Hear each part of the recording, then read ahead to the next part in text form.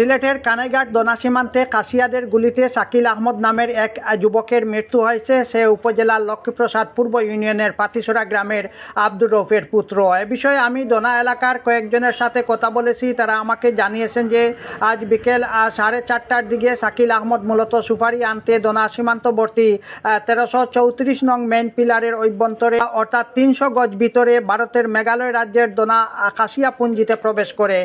এতে ভারতীয় অস্ত্রধারী কাশিয়ারা গুলি করে। তাদের গুলিতে শাকিল আহমদ নামের ওই বাংলাদেশি যুবক গুরুতর আহত হয়। পরে গুলিবিদ্ধ অবস্থায় শাকিল আহমদকে তার সহযোগীরা বাংলাদেশের অভ্যন্তরে নিয়ে আসেন এবং গুরুতর আহত অবস্থায় শাকিলকে সিলেট ওসমানী মেডিকেল কলেজ হাসপাতালে নিয়ে যাবার পথে সে মারা যায়।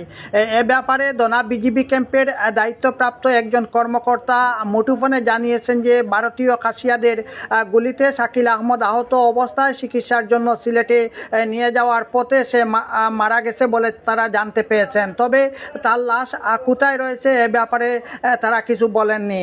কানাইঘাট থানার অফিসার ইনচার্জ আব্দুল আউয়াল জানিয়েছেন যে ভারতীয় কাশিয়াদের গুলিতে শাকিল আহমদ নামের এক যুবকের মৃত্যুর সংবাদ তারা পেয়েছেন। তার লাশ এখন কোথায় রয়েছে সে ব্যাপারে পুলিশ খোঁজ নিচ্ছে।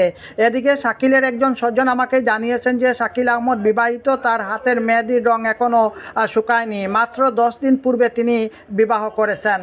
আমিনুল ইসলাম, কানাইঘাট, সিলেট থেকে।